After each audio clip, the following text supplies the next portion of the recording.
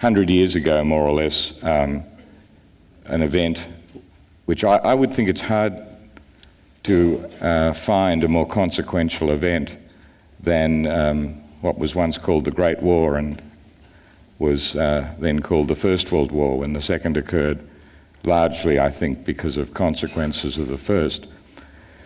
Late last year, I think the best single volume account of the impact of that war on Australia was written by Joan Beaumont.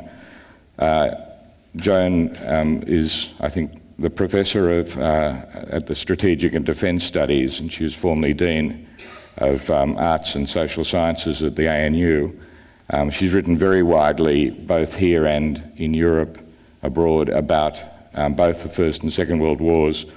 Her masterwork is called Broken Nation, and I couldn't recommend it more highly. What strikes me about it is something pretty unusual amongst historians, which is a real desire for balance and truth, and with, as far as I could see in reading it, no axes to grind, no myths to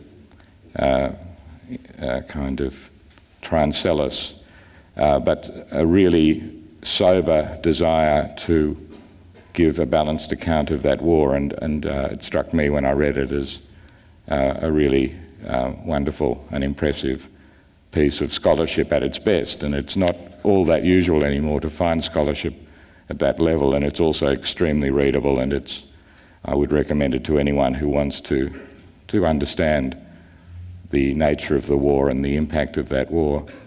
So I'm very pleased, Joan, to be able to have you at the Bendigo Writers' Festival as part of the La Trobe's contribution to this festival. I'm going to ask questions and answer at the length you feel the questions deserve.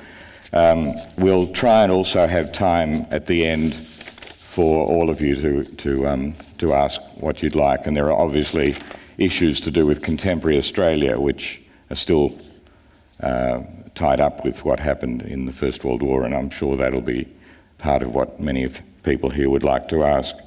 But let me begin with this. You say towards the beginning of the book that there was not really any question that Australia would participate in the Great War. The only real question was what precisely our contribution would be. It wouldn't be clear to everyone, I think, why there was no real question about Australia's participation in the war. So I wonder if we could begin with that. Why was it taken for granted that when the British Empire was at war, Australia would be part of it? Yes, well, the constitutional situation, which is not perhaps the most exciting topic to start off with, but the constitutional situation was that even though Australia had formed a federation in 1901 and had a lot of powers of self-government, it, like the other dominions of the British Empire, had agreed and accepted that the British government made foreign policy on behalf of the whole empire. So although there was an understanding that the British government would consult with the Dominion leaders on matters to do with foreign policy, in fact the British government didn't consult with the Australian government during the July crisis that followed the assassination of Archduke Ferdinand, but the British government declared war knowing that Australia would support it, but did so on behalf of the whole empire. So really, in a technical sense, Australians did not have much choice. But as you say, I think the more interesting question is why Australians, despite that, were so willing to actually give practical support to Britain. And interestingly, the decision to offer the British the use of the ships of the very young Australian Navy, and to also offer Britain 20,000 infantry forces, was taken on the 3rd of August, the day before the declaration by Britain of war on Germany. So the British government actually knew that Australia would be willing to support it in a practical sense before it made the final decision to go to war. And then, I guess, we have to ask, well, why did Australians accept that? And I think one of the most interesting things about trying to write about World War I is that the people we're writing about in some ways are very different to us. Their value system was very different. In particular, of course, they valued the British Empire, not just as a guarantee of their security, but as the kind of source of all that they thought was good in culture and cultural and political institutions.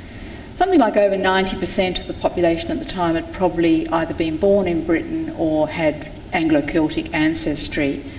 And so there was this very deep attachment, which even my parents shared, towards the mother country. You know, you went home, and Australians had no difficulty in seeing themselves as both Australian and British at the same time. So for a mix of those kinds of emotional reasons of identification with the British Empire and Britain, and the quite pragmatic strategic calculation that if Britain were defeated, Australia would be in danger in the Asia-Pacific region. And let's not forget, this was a time when Japan was beginning to emerge as a potential threat. For all those reasons, Australians thought that their interests and Britain's were aligned very strongly. The European scenes at the outbreak of war are popularly remembered as incredible enthusiasm. Was that the feeling in Australia? Well, I think it's very difficult for us to actually know what Australians thought at the time. We didn't have public opinion polls and surveys. And it is generally considered that Australians were enthusiastic about going to war, but the evidence for that's pretty thin. There were crowds in the streets, yes, but you might argue that they might have been there just waiting for the news, or in the case of Perth, they seem to have been also going to church to pray, and it happened that one of the major churches was near a newspaper office, and that's how they got their news. So I think the fact that people are out in the street doesn't necessarily tell us much about how they were feeling. Certainly the bells rang and people were shouting with excitement. But they were a minority, and I think we've forgotten really how deep were the reservations, particularly on the part of the trade union movement and those who were of left-wing persuasion. Perhaps the most important indication of the mood of at least some Australians was the fact that the Australian government, as I mentioned, offered 20,000 men to serve in an expeditionary force, and those 20,000 were recruited within 4 to 5 weeks. And so by the end of 1914, the Australian government had 52,000 men willing to go, and they actually increased their offer. And let's bear in mind that the 20,000 compares to 417,000 that finally volunteered. So the reasons for why men continue to volunteer we can debate, but there was certainly in the early days something of a rush to enlist, I think it's fair to say. I mean, one of the things too that I learned from your book was that in general people think that those who knew thought the war would be short. And yet you have quite 2 or 3 Australian politicians who were predicting a long war. Yes. That's surprising. Yes, well, obviously governments go to declare war thinking they're going to win and that it's not going to go on forever. Certainly not the length that World War I continued. And I think we do underestimate the degree to which the military leaders of the time knew that this was going to be a pretty dreadful conflict. I mean, they knew what the weapons of mass industrialisation had produced. And so even those who thought they could win knew that it would involve very heavy casualties. And by the end of 1914, it's very obvious that the war is not going to end quickly. And I guess one of the questions that I'm more interested in is not why we went to war, but why the war continued and why governments were not willing to negotiate, and why millions of men from Europe and around the world continued to be willing to fight. I'm going to get onto that later. I mean, one of the things I'd like to see if I can get an explanation of is the protracted nature of the war on the Western Front in particular, but we'll get to that. In a way, the next, because I'm in a way trying to keep the rhythm of the narrative that you tell in front of the audience here, the next major thing that happens, of course, is in some ways the most lasting, which is the Gallipoli landing. I wondered just firstly, before we get to its astonishing impact on the Australian imagination in the long term, just explain what the purpose of the British and French decision to land at Gallipoli was, what the large military strategic point of Gallipoli. Well, that has been much debated. I mean, the Gallipoli campaign has been called, one of the worst planned campaigns, and I think there was a lack of good strategic thought about the campaign. But as Winston Churchill might have put it, the idea was that the Ottoman Empire, as it was called at that time, had come into the war in October 1914 on the side of Germany and Austria-Hungary. And it was at the same time at war with Russia. I think we've completely forgotten about the fact that a war was going on in the Caucasus between the Ottoman Empire and Russia. And Russia initially was having difficulties in that campaign and asked for Allied help. And that was the seed of the planning. And then by the time the campaign was actually launched, the Russians had smashed the Ottoman Empire in that campaign. But then the idea was that if you could eliminate the Ottoman Empire, you'd open up a route through the Dardanelles and the Narrows to Russia, and you'd be able to support Russia. That was one of the fundamental powers, one of the fundamental actors in the Allied powers. So that was really the intent. Everyone thought that the Ottoman Empire had been called the sick man of Europe for some time, and it was assumed that it was very unstable and that you only really had to push at the door and the whole regime would collapse, and then you'd be able to ensure that access to Russia. Which leads me to what really is the biggest of all questions, which is why do you think, the reaction to the Australian landing, and there was not only Australians, of course, there were more British and French, but why was the reaction to the Australian landing at Gallipoli such, in a way, one of the most critical moments in the history of this country? Well, yes, we could talk about that for a good week. But at the time, the campaign was reported quite quickly by two journalists, one British and one Australian, the Australian being Charles Bean, of course, who went on to great fame later, in a way that was extremely euphoric. Essentially, they reported that the Australian troops had proved themselves to be, quote, worthy sons of empire, that they had been courageous, they'd landed in the wrong place, but they'd scrambled up this terrible terrain and had just been outstanding in their performance. And I think in answering why that story took off, we really have to, I think, talk a little bit about why people remember particular things and forget others. And it seems that that story served a number of functions at the time. From the point of view of governments, both Australian and British, it was a way of, building up support for the war. It was a way of encouraging more men to enlist. The heroes have gone before you, you must go and replace them.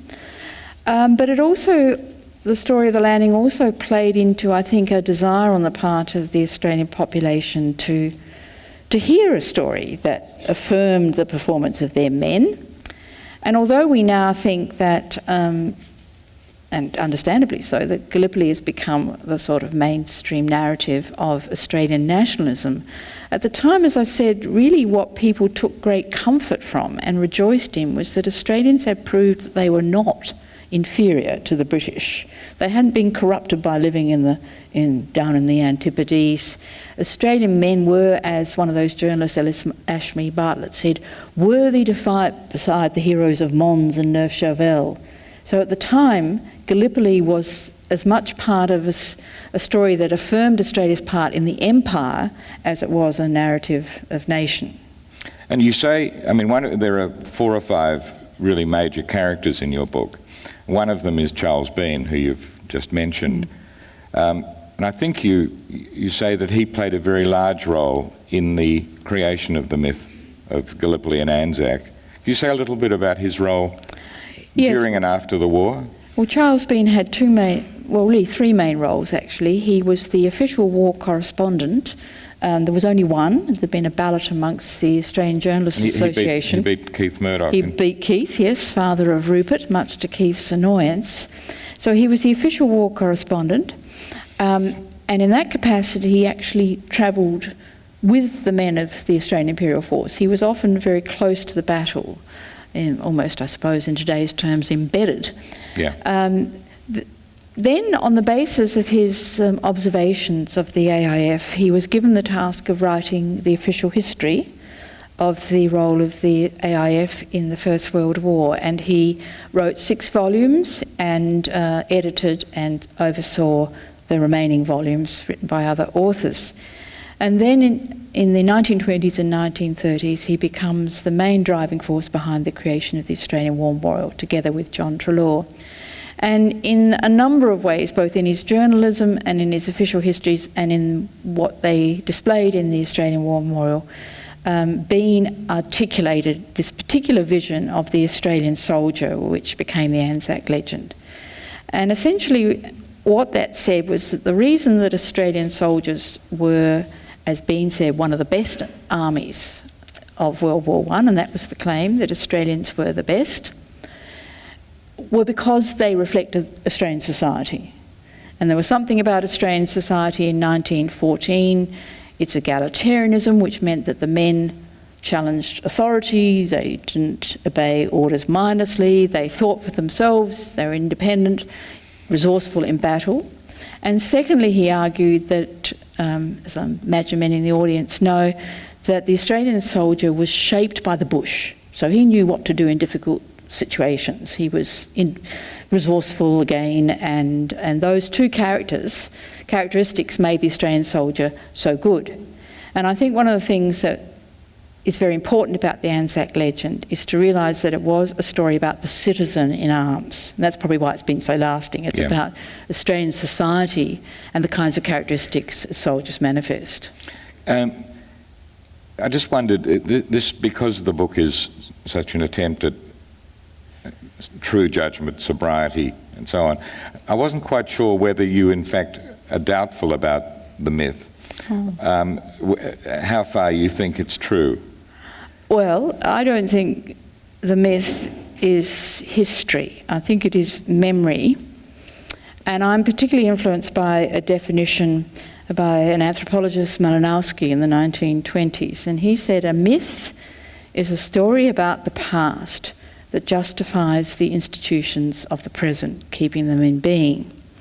So I don't think it really matters, probably didn't even matter at the time, and it certainly doesn't matter now whether the Anzac legend is historically accurate. It was a story that invested, I think, with meaning and significance, the huge losses that families were suffering in World War I. And that's necessary in some way. Well, I think it's certainly necessary in terms of the national war effort. I mean, people won't fight if they think the cause is invalid. But I think it's also necessary for the emotional health of those who are bereaved. I think one of the things that's most difficult for human beings to cope with, and perhaps, MH17's tragedy plays into this, if there's just no point in someone's death, it's extraordinarily difficult to mourn. And so one of the earliest Anzac days in 1916 in Sydney, I quote in my book a terribly powerful description of how, as the ceremony is unfolding, somebody started to sing Abide With Me, and the crowds were full of women in black in mourning. And this observer describes this great sob of mourning that went through the crowd. So I think that was one of the reasons why this, what I'd call a valorising narrative, became so powerful. But it isn't historically accurate, and it is memory in the sense it's the way we choose to remember the past rather than an historical account of the past. One of the things I admired about the book is the way in which you pretty seamlessly are able to deal with the war front and the home front. And the structure of the book, I think, shows the interaction between the two. And I admired the structural capacity of the book in that way. Perhaps just briefly say why in the First World War was the home front? I mean, the historian Eric Hobsbawm made a very interesting comment in his Age of Extremes. He said Jane Austen's novels set largely in the Napoleonic War period, you hardly are aware of it. The home front goes on almost unaffected by the events of, a very large war. On the other hand, it's sort of inconceivable in the First World War that the home front won't be significant, and any work of imagination would have the home front as significant matter. Say a little bit about why the home front becomes an issue for the first time in a very significant way at war, in the Great War. Absolutely. In fact, the term home front is coined during this war. Who coined it? I don't know. I thought you might ask me that. But it is a recognition of the fact that there is the battlefront and there is the home front, obviously, and a recognition of the reality that in mass industrialised warfare, you cannot fight without public support for two reasons. One is that you've got mass armies. They're not small regular armies of professionals. You're drawing on the citizen, either through volunteer service, as in the case of Australia, or through conscription in the case of every other major power. And you have to have a population that accepts that. And I argued at the start of the book that I'm not sure that today's population could accept casualties. In fact, I'm sure they couldn't accept casualties on the scale that all the belligerents of World War I accepted them. So you've got to have that home front support, and in the case of Russia, that home front willingness to fight disintegrated at the time of the Russian Revolution. And the second reason you need the home front to back you is that the home front does a lot of the work of modern warfare. It produces the munitions, it produces all the other commodities that are required to fight a war. And in particular, of course, in World War I, the people at home generated an enormous amount of money and did a huge amount of volunteer work that underpinned a lot of things like caring for the wounded. And there's a wonderful book written by a man called John Hutchison called Champions of Charity, and he points out, and I relied on this, that in fact what was called the Patriotic Funds movement, that is all these women who were doing volunteer work with, say, the Red Cross and other patriotic funds, were in some ways doing the work of the state. They were relieving the government of the responsibility to care for the widowed, the wounded. They were relieving them of the responsibility to send packages of what were called comforts to the troops. A huge industry grew up at home, which the government would have had to have covered itself. So in all sorts of ways, both in the political will to keep fighting the war and in the production of munitions and in supporting the troops, the home front was critically important. I'm looking with panic at the time. We've got 3 hours worth of questions. And so I'm going to have to be brief. On the home front, there are just two or three things that I feel we must discuss before we get to really the main story, I think, which is the Western Front and the astonishing suffering, but we'll get there. One is, you give, I think, an incredibly vivid portrait of Billy Hughes, the wartime Prime Minister for most of the war.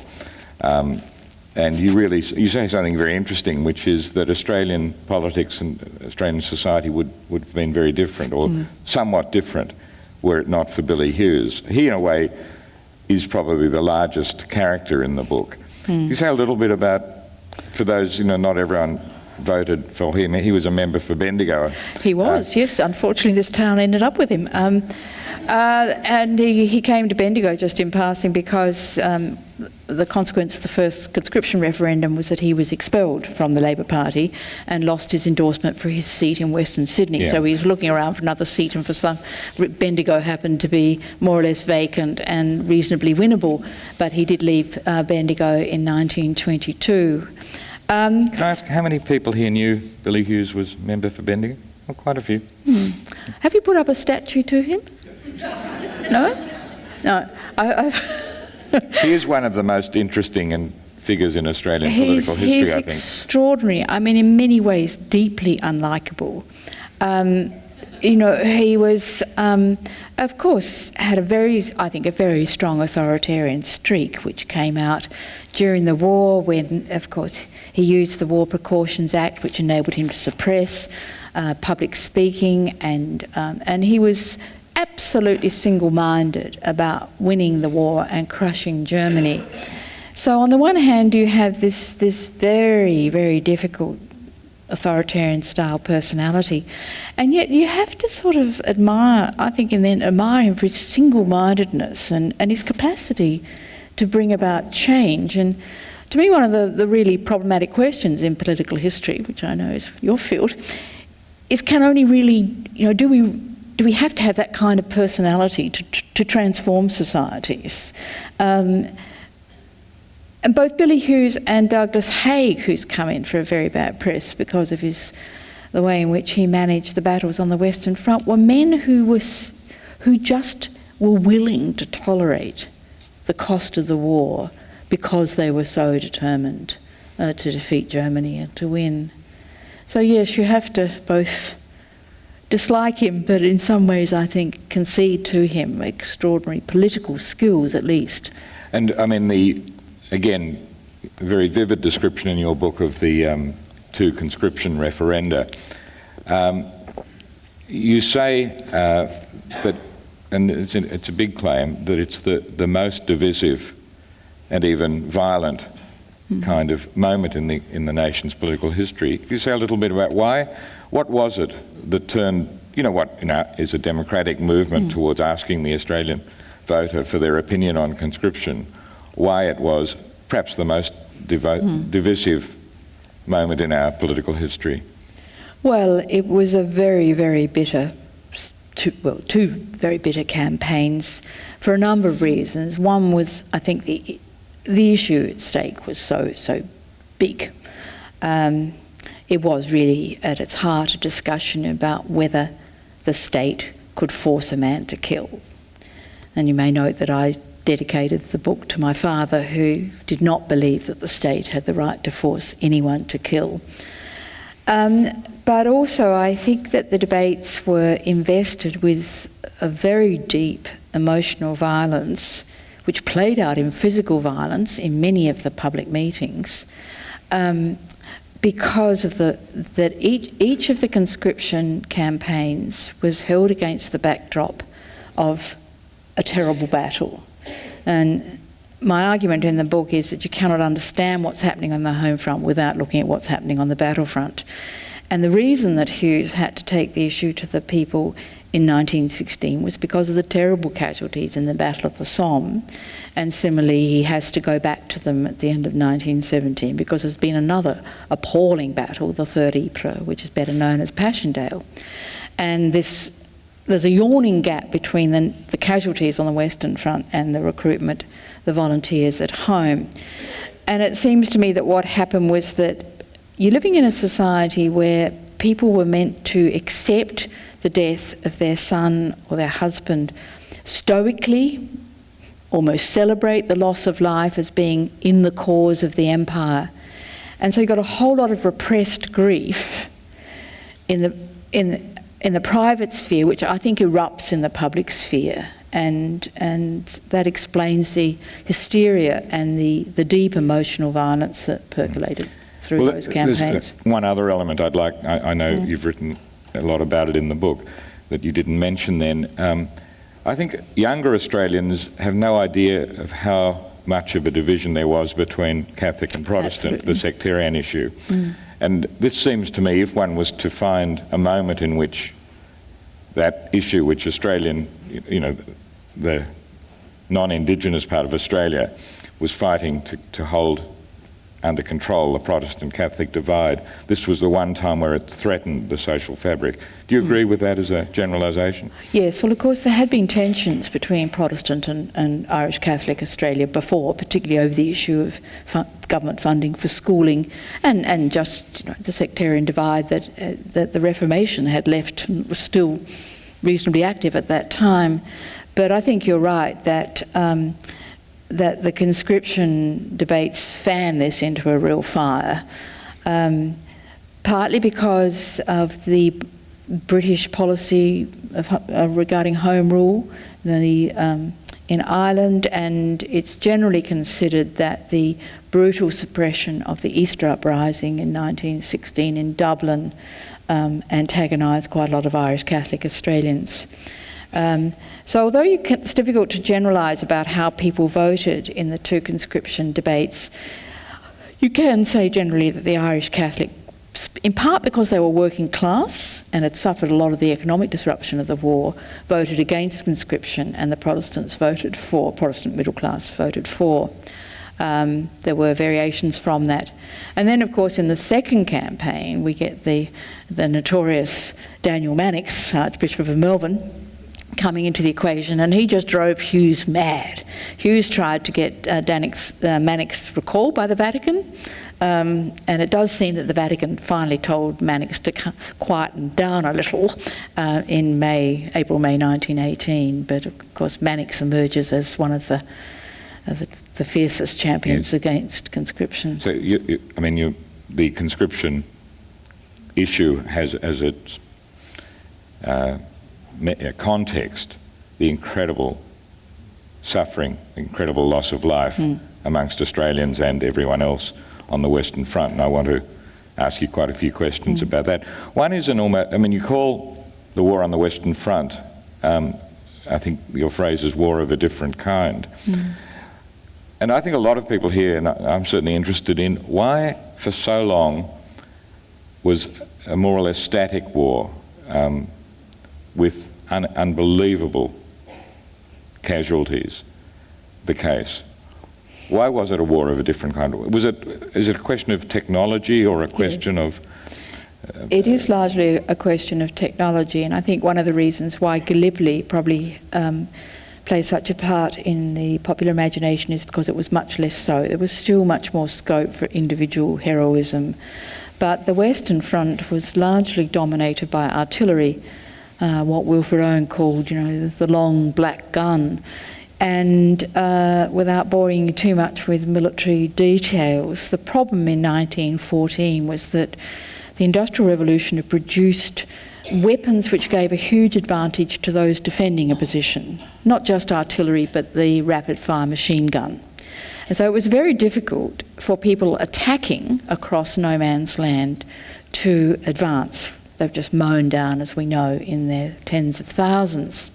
And really what the Allied powers and Germany were trying to solve on the Western Front was the problem of how did you get men across no man's land, and then once they were there, enable them to stay there. And the answer to that resided really in developing better and more accurate artillery, and also developing aircraft and tanks. And they really took the best part of 2 to 3 years to develop. As a sort of technical answer to the incapacity of the offence to make its way against... sometimes it's suggested that those who fought the war, like Haig, and the Australians who fought it as well, kind of knew, even at the time, that the winner would be the one who lasted longest. Do you think they saw it that way, or did they think in each battle that they might achieve the victory which they hadn't achieved last time? Yes, as Robin Pryor, one of the leading scholars, said, let us not ever think that Douglas Haig aimed at battles of attrition. He always thought that he would get the opportunity to have the major breakthrough and he would send the cavalry through to exploit the gap. But as it turned out, the battles were largely slogging matches. But what we've forgotten, I think, is the degree to which, in the Third Ypres, for example, Passchendaele, they were gradually making advances. But they were called bite and hold, and as that phrase suggests, they were very small pieces of land acquired at huge cost. And it was, in the end, ultimately a war of attrition, and the side that was able to outproduce and outlast the other won. And then, if that's the logic, then the American entry would have been critical, because you have both men and munitions of great potential, of probably unprecedented potential entering 1917. Yeah, Billy Hughes was always very, very critical of the Americans. He said they always came in late and then demanded everything at the peace settlement. But there is no doubt that the American entry into the war did help tip the balance. By May 1917, the French army is very fragile, and there are mutinies in the French army after the offensive of April-May 1917, and really the French are just hanging in there waiting for the Americans to arrive. They know the Americans have declared war, but it takes them a year to get their troops over to the Western Front in any numbers.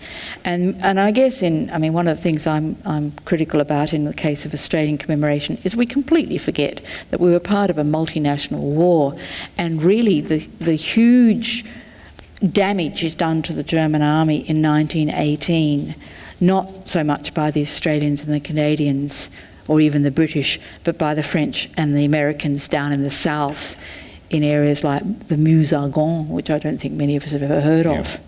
But even Charles Bean says that the turning point of the war on the Western Front was the 18th of July. 18th of July, we all say, what was that? Well, it was when the Germans finally ran out of steam in the south of France, and the French and the Americans pushed them back. How many Australian troops died on the Western Front, roughly? Oh, the vast majority. The figure that's normally given for deaths in the whole war is around 62,000 plus, and only 8,000 of those were incurred at Gallipoli.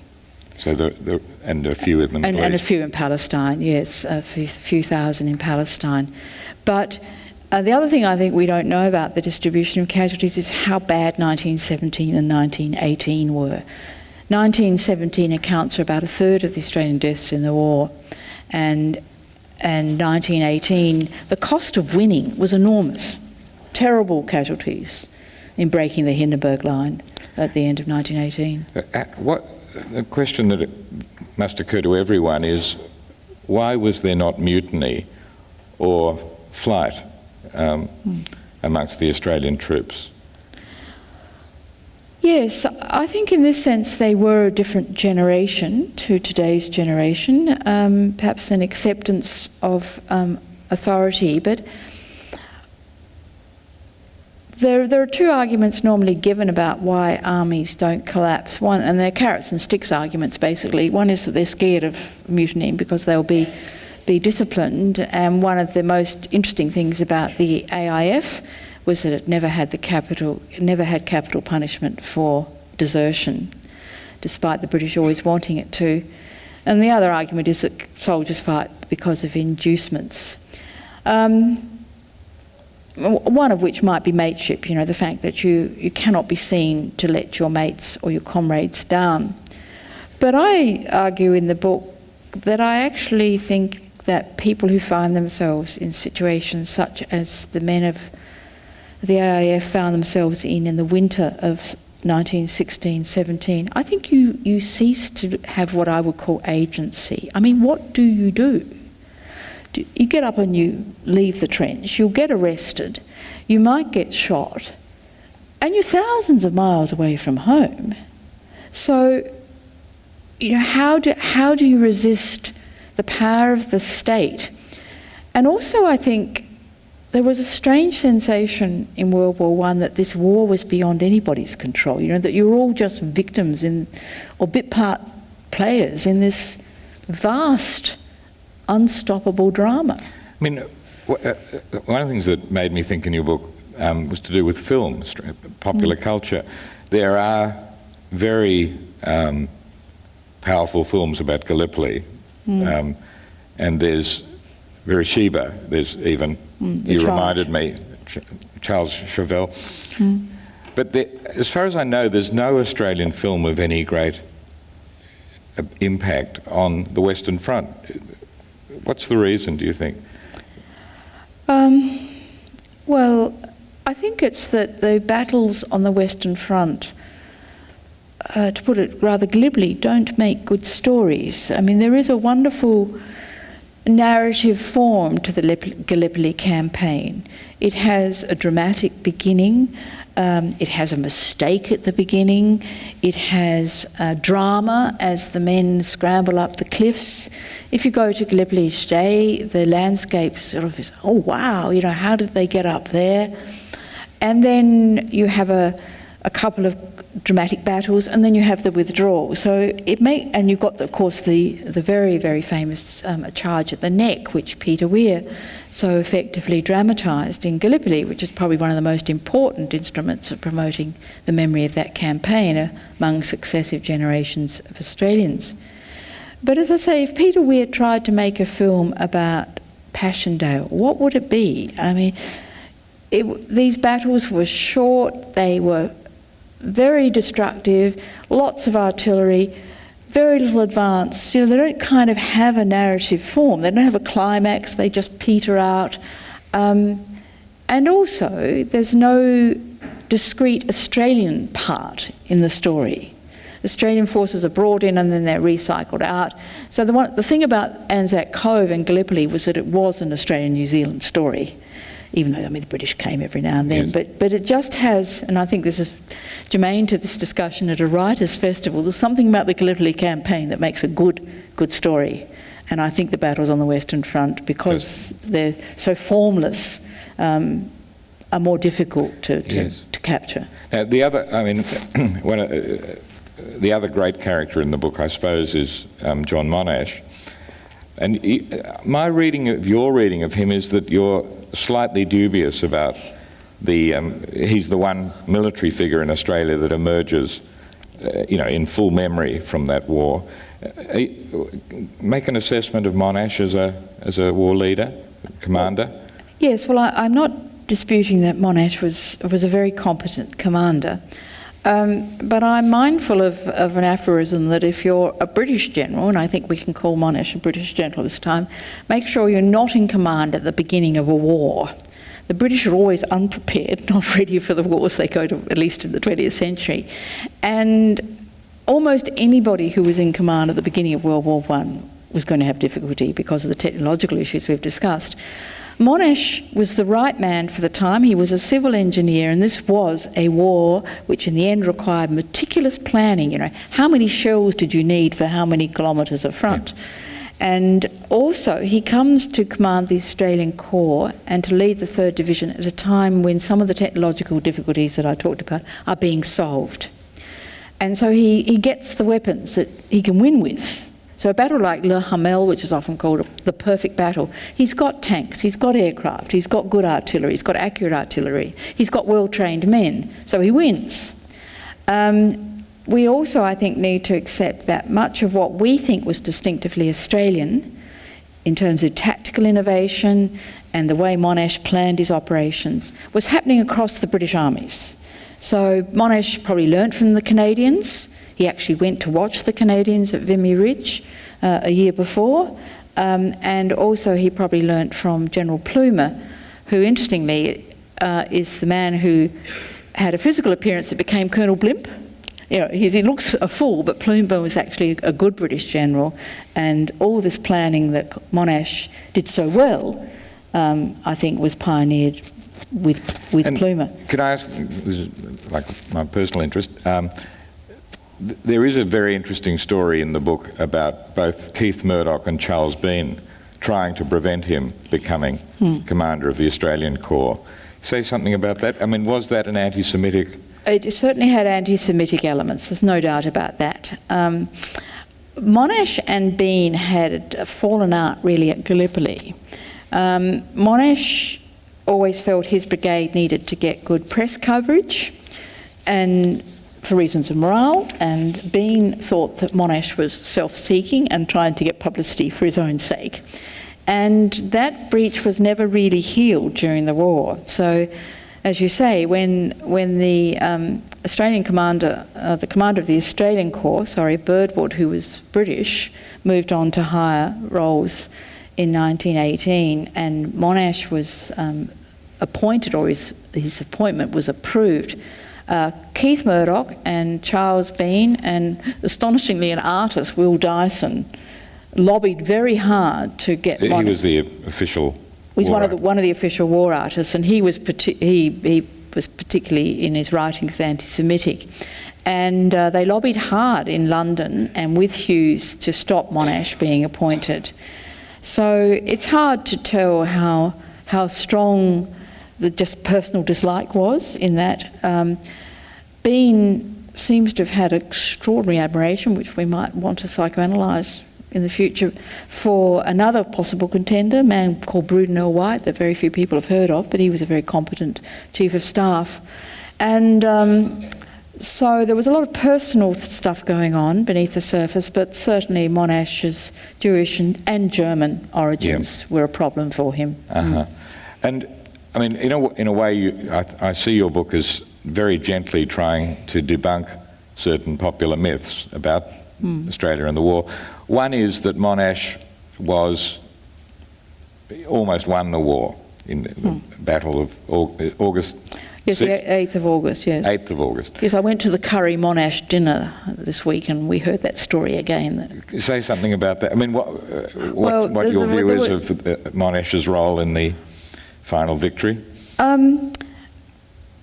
Well, Monash's role is really a surrogate for what is Australia's role in the final victory.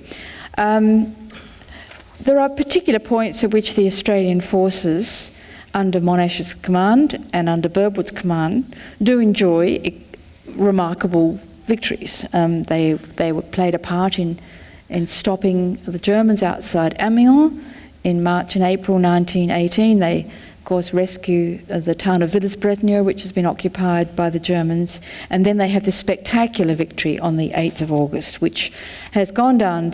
It's got such a place in history because the German commander Erich Ludendorff, described it as the Black Day of the German Army. But these are, I think, important episodes in a much bigger story, which is that the German commander Hindenburg launched 5 huge offensives between March and July 1918. And it was a fact that these all failed ultimately, which meant that in many ways the door was open at Amiens.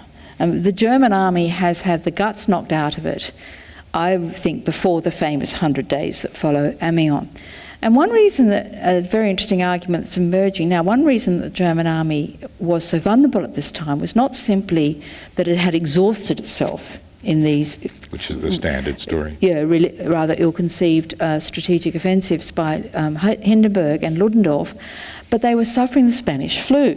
Oh. Now, the Spanish flu is a very interesting phenomenon. It hits Australia in January 1919 and kills somewhere between 12 and 15,000 Australians die in 1919 as a result of the Spanish flu, which the troops brought back with them.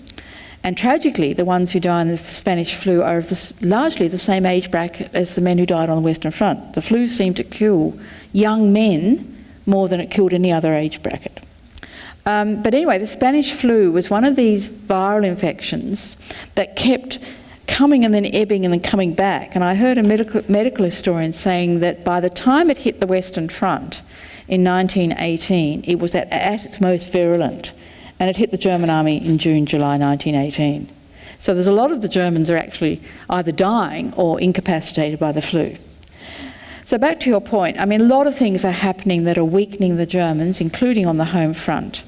And I quote the historian Trevor Wilson in my book. He says that in September 1918, facing the Germans along the Western Front were probably 12 armies totalling 6 million men of many different nationalities. The 5 Australian infantry divisions by that stage were at least at half strength because they hadn't been able to be reinforced because of the failure of conscription. And most of my military colleagues would say that at best there would have been 40,000 Australians fighting at that stage. And then they get pulled out of the line in October, late September, October. So, 40,000 amongst 6 million. I mean, we didn't win the war. I'm sorry. Yeah. Don't want to offend you. But we didn't win the war. I have a million questions I want to ask, but there's only 10 minutes left. I want to ask one final question, which maybe I'll ask 2 final questions. And then I'll leave the audience to have some time as well. One is, if you can say reasonably briefly, what do you think the impact of this war was on the course of Australian history and society? What impact did it leave? Well, there's a common view amongst historians which I endorse, which is that this left Australia, I mean, clearly very, very polarised and divided, but more fundamentally it left Australia with a a rather diminished political culture, if I can put it that way. Australia was renowned before World War I for being a political and social laboratory, really. A lot of early democratic reforms, innovation in terms of social welfare programs, and it seems that somehow the war, particularly because it split the Labor Party, which then was marginalised at the level of federal politics for decades, really, it left Australia more conservative, and somehow that reforming energy and excitement of pre-World War I Australia was lost. Clearly also the society was left polarised along the lines of the conscription debates. There was a bitter division between those who'd volunteered and those who'd not. I noticed that the big memorial here lists all the men who volunteered as well as those who served. So somehow those who'd gone were deemed to be the superior citizens, and those who'd stayed at home were the shirkers. Then you have the division you've already mentioned between the Catholics and Protestants, and essentially I think Australian society was left deeply wounded, not just because of the terrible losses, which were the highest proportionally of any army in the British Empire, but because of that political legacy. I won't ask my final question because we've only got a few minutes to go, and I do think it's only fair if there's a chance for people in the audience to ask Joan. Alex has got a question there. Thanks very much, Joan. That was wonderful. Can you say if the First World War was the last great military conflict in which the casualties among fighting men far outnumbered casualties among civilian populations? Well, look, there's only rule of thumb figures for this, but the usual calculation is World War I, perhaps 90% military, 10% civilian. World War II, 50-50. Most conflicts today, somewhere in the high 90% being civilians. There's much debate about that, but I think it's indicative, at least. Let me say that that's not true of all countries that are involved in World War I. There were terrible civilian losses in the Balkans, in Serbia, for example, probably as much to famine and social dislocation. But it's very striking that for Australia there were no civilian losses, really, in World War I. But generally, yes, it is the last big battle, the last conflict in which civilians themselves are not targeted, with the exception perhaps of Belgium. But of course, let's not forget that it was the civilians who were fighting. These were huge mass armies, which involved the conscription of the populations. So they were civilians in arms, really. My question is, and thank you, Joan, that was fascinating. What do you think changed between the First World War then and the Vietnam War in terms of the acceptance of the population, sort of, at least in the beginning, for conscription? Well, a lot had changed. I mean, I think we should remember that the Vietnam War was fought out against a period of radicalism in many areas, the rise of feminism, the great riots in Paris in 1968, there's a lot of intellectual ferment going on at that time. But the fundamental difference between Vietnam and the First World War was that the Australian government made the decision, which is quite extraordinary, given the experience of World War I, of introducing conscription for overseas service. And I think it's recognised that as much of the opposition in Australia to the Vietnam War was actually to conscription. And I would argue that after Billy Hughes, conscription is not a policy option in Australia. Curtin managed to finesse it quite cleverly in World War II, which is intriguing because he had been jailed for his position on conscription in World War I. But the Menzies government made the profound mistake of using conscripts. And no government since has, of course, dared do it. Just wondering, now that there's no more surviving soldiers from World War I, are we likely to see a different discussion about World War I and its causes in the future? Right, well, that's a huge question, which I wax lyrical on in many other forums about how we remember World War I. I do think, to cut the story very short, that the way we remember the war now is very different from the way the people who fought the war remembered it. That's partly because of changing values. It's partly because national memory tends, I think, of its nature to be very simplifying, perhaps sentimentalising and sanitising of the experience. So we hear very little about the complexity of the war. For example, I spoke to a journalist last week who was surprised to hear that Belgium had anything to do with it. Whereas, Belgium was the casus belli, really, for the British Empire. But also, if I may be slightly more controversial, we hear very little about killing anymore. One of the things that's most intriguing about what we now call the memory boom, which has happened all over the Western world, this fascination with the memory of war and trauma, is that soldiers are now much more routinely depicted as victims or as manifesting compassion and being sacrificial, almost sacrificial lambs, than they are being remembered as being fighters. So at the end of World War I, Pompey Elliott, one of the more colourful commanders, boasted proudly of the fact that his men could impale a German on a bayonet. He said, look, they can do it so quickly and it's very efficient and kills Germans without any pain. There's like an Australian method you document in the book. The bayonet jab. We don't talk about that any longer. We don't remember the men for what they were probably known for, which was being very effective killers. We remember them now as being the victims of an ill-conceived war. And do you think that might change? That we'll remember them more as killers? Well, I think one of the most interesting things about the Anzac legend in the future is going to be whether it can continue to be as dominant as it is in our political culture once, with the changing demographics of Australian society. The Department of Veterans Affairs did a very interesting survey a couple of years ago, 2010 and 2011 actually, more than 2 years, and asking people what they thought Australia should do for the centenary. And they interviewed a group of what they call culturally diverse Australians, Chinese, Thais, whatever.